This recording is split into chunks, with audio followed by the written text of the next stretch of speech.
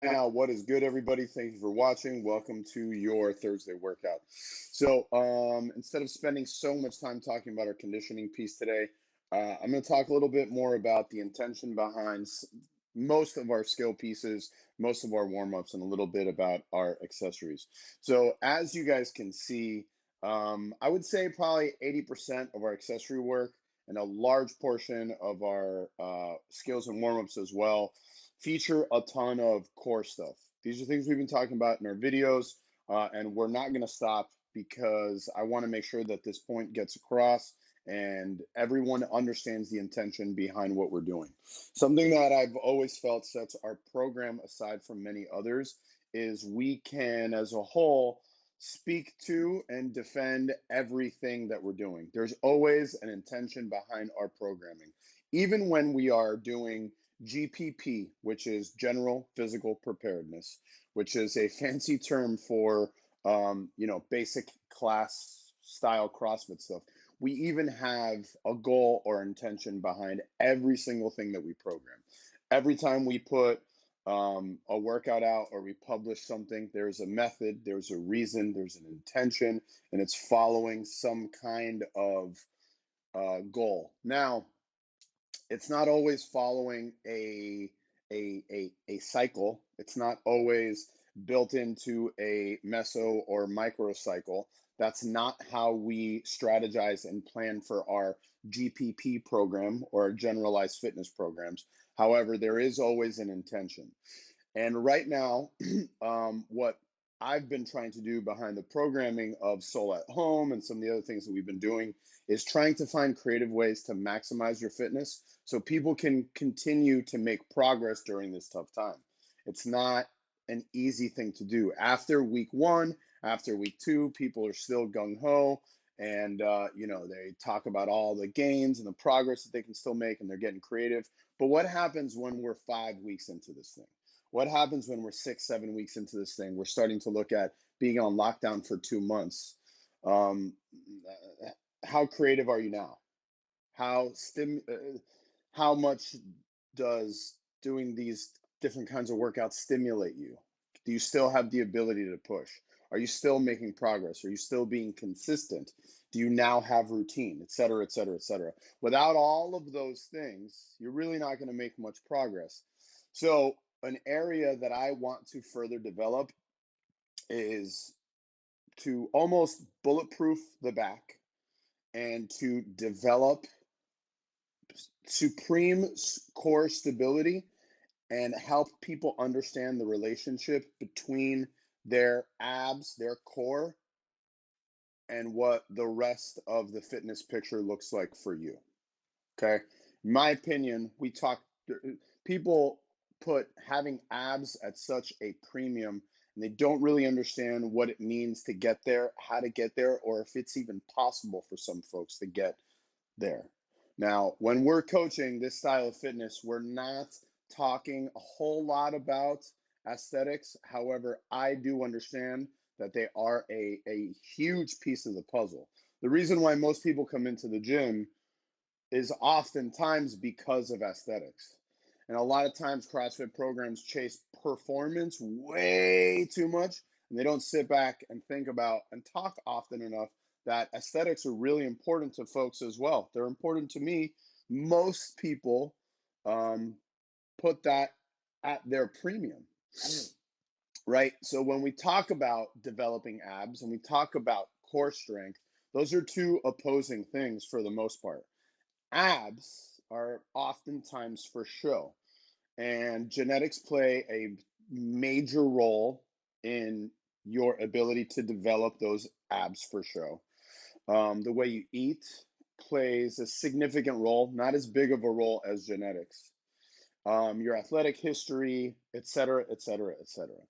What we're talking about is developing core strength, which is going to carry over to our fitness more, and if that carries over to our fitness really well, and it gives us the ability to push during training, that's what's going to carry over to the abs for show better, if that makes sense, right? So a lot of the endless and obsessive sit ups and hip hinging a lot of people do to try and develop abs oftentimes for most people do not work, because the first thing we got to focus on and think about are the deep ab muscles first, right? So that's why we do so many planks and so many hollows and so many Pilates style exercises, is because that is what is going to help us develop that inner core strength, which will transfer over to other kinds of fitness much better, which will give us the ability to push in our fitness even more, if that makes sense to you guys.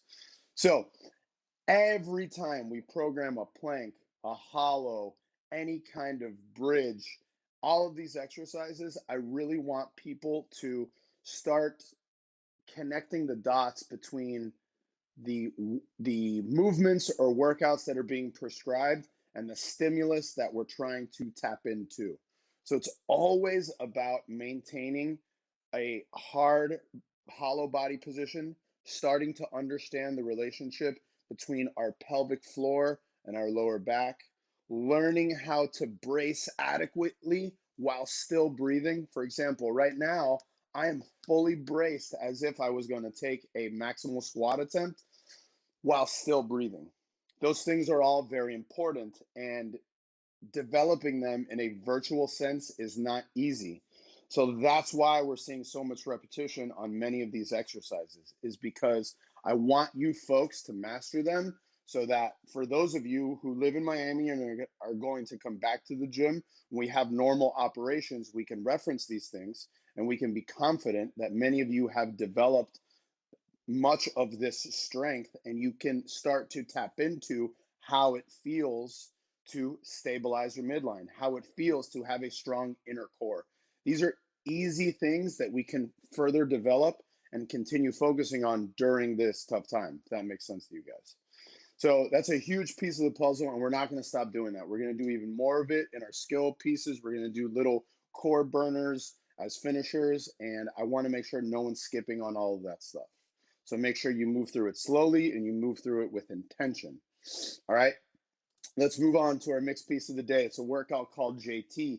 Once again, we have another CrossFit benchmark. The workout is 21, 15, 9, handstand push-up, dips, and push-ups. Now, I'll tell you a little story. In 2012, maybe 2011, I met a gentleman. His name's Jeff Tucker. Jeff Tucker, at the time, was the CrossFit Space's leading resource for gymnastics.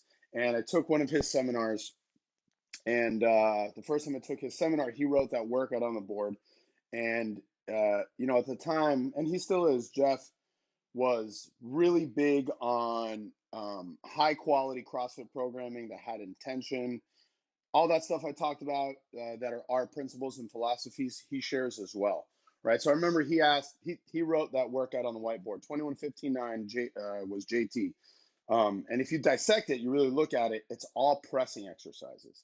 And he asked everyone, well, what's your opinion of this workout?